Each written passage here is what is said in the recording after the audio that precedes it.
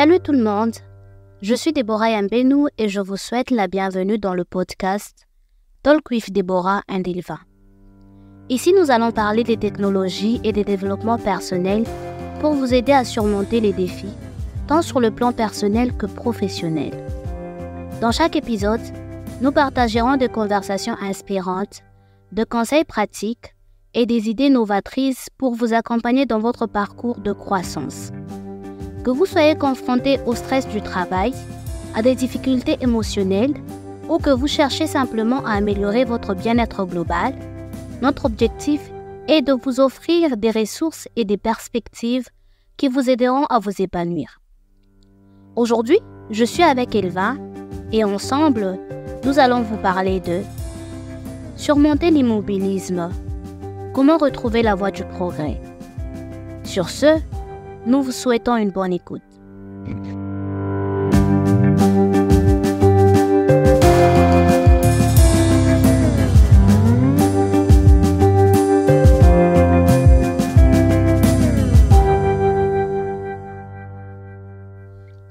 Salut Ilva. Salut Déborah. Comment vas-tu aujourd'hui? Je vais très super bien et toi? Je vais aussi bien Ilva. Alors, les sujets d'aujourd'hui qui est surmonter l'immobilisme, comment retrouver la voie du progrès. Est-ce que tu t'es déjà retrouvé dans une situation pareille en tant que développeur? Alors, franchement, je me suis déjà retrouvé dans une situation pareille. Je suis plus quelqu'un qui a un profil d'un gars qui intègre plus les communautés. Et tu vois, dans une communauté, il y a plusieurs types de profils, il y a plusieurs personnes. Et il y a tellement une diversité des développeurs que quand on ne sait pas être focus sur soi-même, on risque de se perdre très facilement. Et moi, j'ai déjà été tenté plusieurs fois par ces genres de situations. C'est-à-dire que j'ai été dans ce genre de situations plusieurs fois où j'ai perdu en fait ma voie de progrès et je me retrouvais en train de faire autre chose qu'est-ce qui était prévu ou qu'est-ce qui faisait vraiment partie de mes objectifs. Oh, si paraître focalisé sur soi-même, tu entends quoi? C'est comme si tu voulais dire que quand tu es dans une communauté, tu ne devrais pas accorder trop d'attention à ce que les autres pensent et simplement rester dans ton coin. Est-ce que c'est ce que tu veux dire ou est-ce autre chose? Non, pas rester focus sur soi-même. Je ne vais pas dire qu'il ne faut pas intégrer une communauté. D'ailleurs, personnellement, je trouve que c'est très important parce que déjà, mon profil a été bâti presque à 80% sur base des communautés. Les communautés m'ont vraiment aidé. Mais quand j'essaie de dire qu'il faut rester focus sur soi-même, c'est plus au niveau des objectifs. Tu vois, chaque personne a ses aspirations, chaque personne a ses ambitions, a ses objectifs. Alors, il faut pas se laisser dérouter par les autres, en fait. C'est justement de ces côtés où j'essaie de dire aux gens que voilà, il faut faire très attention et rester sur ses propres objectifs. Tu vois, parce que quand tu pars dans une communauté, il y a tellement de gens qui vont t'inspirer. Il y a tellement de gens qui vont essayer de te dérouter. Bon, peut-être qu'ils vont essayer de les faire inconsciemment. C'est-à-dire qu'ils présentent par exemple ce qu'ils font et tout. Et toi, en étant séduit par ce qu'ils font, et puis tu vas te dire, ok, je vais carrément faire ce qu'eux font. Et directement, tu vas te perdre en fait. Mais après, je sais que ça ne s'applique pas dans tous les sens. Mais en général, il faut parvenir à se faire au fait sa propre opinion. Donc, regarder, analyser ce que les autres font. Bah, si ça t'intéresse réellement. Si vraiment tu veux vraiment apprendre telle notion ou telle autre notion, bah alors tu peux te lancer. Mais c'est très important de rester sur ses propres objectifs. Tu peux y aller, tu t'inspires, tu apprends des autres, tu te connectes aux autres, mais ok, tu restes quand même figé sur tes propres objectifs et puis tu avances comme ça. Oui, c'est vrai. Il est important d'analyser et se faire sa propre opinion. Moi-même, en tant qu'ambassadrice et membre de certaines communautés, au fait, de la place, j'ai parfois été confrontée à des situations où chaque jour, quelqu'un venait me parler de nouvelles technologies, ce qui donnait l'impression que ce que je faisais risquerait de disparaître. Il faut savoir se fixer des objectifs réalistes pour ne pas se perdre dans ces influences extérieures. En parlant d'influence, tu peux te présenter en tant que développeur? Ok. Le truc, c'est que je me donne même pas la possibilité de me présenter en tant qu'autre personne, en fait. Je veux que je me présente seulement en tant que développeur. Bon, c'est pas grave. Je suis Elvin Kyungu, pour ceux qui ne me connaissent pas. Et je suis un développeur web front-end et je suis un amoureux de JavaScript. Et je fais tout ce qui est autour de JavaScript. C'est-à-dire que actuellement, je suis développeur Vue.js, Next et Tailwind CSS. Ce sont les 3 technos vraiment de base. Et puis, en dehors de ça, je suis un Tech Lead Communities, c'est-à-dire que je travaille avec plusieurs communautés technologiques ici à Lubumbashi, comme le GDG Lubumbashi, les Women Tech Makers, les cercles scientifiques Matinfo et j'en passe. Et de l'autre côté, je suis trop passionné par les animations et les développements web front-end créatifs. Donc, les types de développement web front-end qui ne se trouvent pas vraiment sur la plupart des sites, quoi. Par exemple, quand tu pars sur le site de Dribble, tu vas te rendre compte qu'il y a plusieurs maquettes qui sont incroyablement géniales. Et donc, je suis trop passionné par ça. Et en gros, c'est un peu ma petite présentation. Voilà. Très bien. Ravi de faire ta connaissance, Sylvain. Revenons au sujet d'aujourd'hui. Comment t'es-tu rendu compte que tu étais dans une phase d'immobilisme? Quels signes t'ont fait comprendre que tu devais retrouver ta voie du progrès en tant que développeur? Alors, comment je me suis rendu compte que j'étais dans une phase d'immobilisme et que je n'avançais plus? C'est en se posant de bonnes questions, en prenant du recul et en état extraverti vis-à-vis du problème. Et donc, de base, je suis quelqu'un qui utilise l'outil Notion pour écrire tous mes objectifs, toutes mes aspirations, et ça peut être sur le plan professionnel, personnel, spirituel et j'en passe. Donc, je suis du même avis que les gens qui disent que les paroles s'envolent mais les écrits restent. Et qu'est-ce que j'ai fait pour chaque nouvel an, par exemple? J'écris tout ce que j'aspire être tout au long de l'année. Et donc, je me dis, OK, par exemple, cette année, j'ai envie de devenir cette personne. Et qu'est-ce que j'ai fait? Je prends cette vision ou cet objectif, je découpe ça dans des trimestres. Par exemple, chaque année contient 4 trimestres. Et chaque trimestre contient autant de mois et tout ce qui va avec. Et puis, pour moi, c'est un peu clair et plus réaliste. Et puis, qu'est-ce que je fais? J'essaie de suivre à la loupe ces objectifs-là.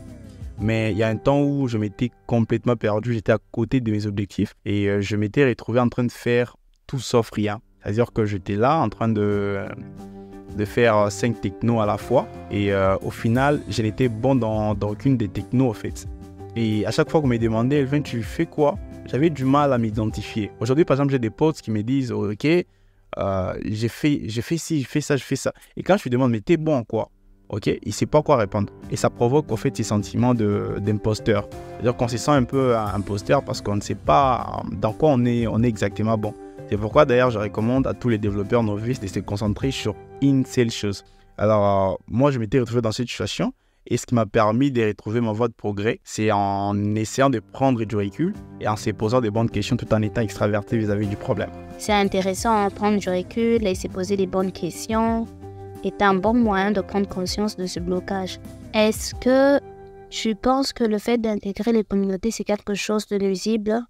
Non, c'est pas nuisible. Et je l'ai déjà dit, je vais encore me le répéter, aller dans une communauté tech, c'est pas nuisible. Il faut y aller, mais allez-y toujours avec un esprit critique, avec un esprit très ouvert, et n'essayez pas de tout gober. Parce qu'il y aura toujours les gens qui vont vous parler des nouvelles tendances ou des dernières tendances et tout. Et regardez et prenez ce qui est bon pour vous et jetez ce qui est mauvais pour vous. Et s'il faut juste s'informer, informez-vous, mais il faut pas tout suivre en fait. Parce que j'avoue qu'il y aura toujours les gens qui vont vous parler des React Native, à quel point c'est très intéressant. Il y aura toujours d'autres personnes qui vont vous parler des Flutter, d'autres personnes qui viendront vous parler des Symfony, d'autres personnes des Laravel et tout. Tu vois qu'il y a tellement un écosystème derrière les codes. Et donc, quand on essaie de tout suivre, on se perd complètement. Surtout dans l'écosystème de JavaScript, tu vois, il y a tellement de technos qui sortent toutes les demi-heures. Et quand on essaie au fait de se lancer et devenir bon dans tout, on devient bon en rien. Donc, c'est très important de parvenir à se faire sa propre opinion. Je te donne un exemple. Moi, je suis quelqu'un qui apprécie énormément et qui admire Oussama Mars, quelqu'un qui m'inspire énormément. Je les suis presque tous les jours. J'aime bien l'entendre parler et surtout ses réflexions, moi, ça m'intéresse énormément. Mais il y a juste certains points où quand il dit des choses, pour moi, ça diverge en fait avec mes croyances, par exemple. Ok, par exemple, c'est quelqu'un qui te dit, ok, si je suis dans une relation avec une femme, je suis polygame et je peux permettre, par exemple, à ma copine de coucher avec un autre gars. Ok, je peux gober certaines choses que Oussama peut raconter, mais il y a juste certaines choses où, voilà, j'ai aussi mon opinion des choses, en fait. Je ne fais pas tout gober. Donc, ce que j'ai conseillé aux gens, c'est de parvenir à se faire leur propre opinion. Suivez à la loupe vos objectifs, suivez à la loupe votre aspiration, ce que vous aspirez à devenir, et devenez tellement bon que personne ne peut vous ignorer. Donc, moi, je crois que c'est un conseil que je peux donner à tous les développeurs novices ou à, peu importe, même si vous n'êtes pas développeur, suivez votre voie de progrès. Ok, je pense que ça pourrait faire objet d'un sujet pour un autre épisode sur comment se faire sa propre opinion sur une technologie. Et je pense qu'au fait, ça demande du temps, hein, ça demande du temps pour pouvoir acquérir au fait des compétences et savoir que bon, cette technologie elle est bonne pour moi ou elle n'est pas bonne. Alors, quelles ont été tes mesures? Comment tu as fait pour retrouver ta voie du progrès? Comment tu as fait? Ok.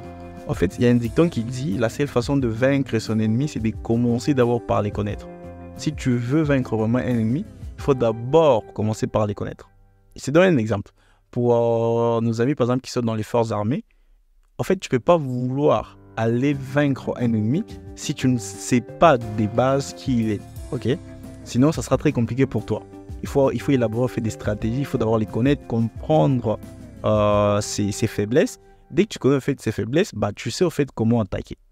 C'est-à-dire que j'ai commencé par me poser des bonnes questions comme pourquoi je n'avance pas, qu'est-ce qui fait que je n'avance pas. Tu vois, en se posant ces genres de questions, tu vas te rendre compte que tu vas très vite identifier les problèmes qui font que tu n'avances pas. Ça peut être un problème de manque de concentration, ça peut être un problème de dépression, ça peut être, un problème de l'addiction aux réseaux sociaux.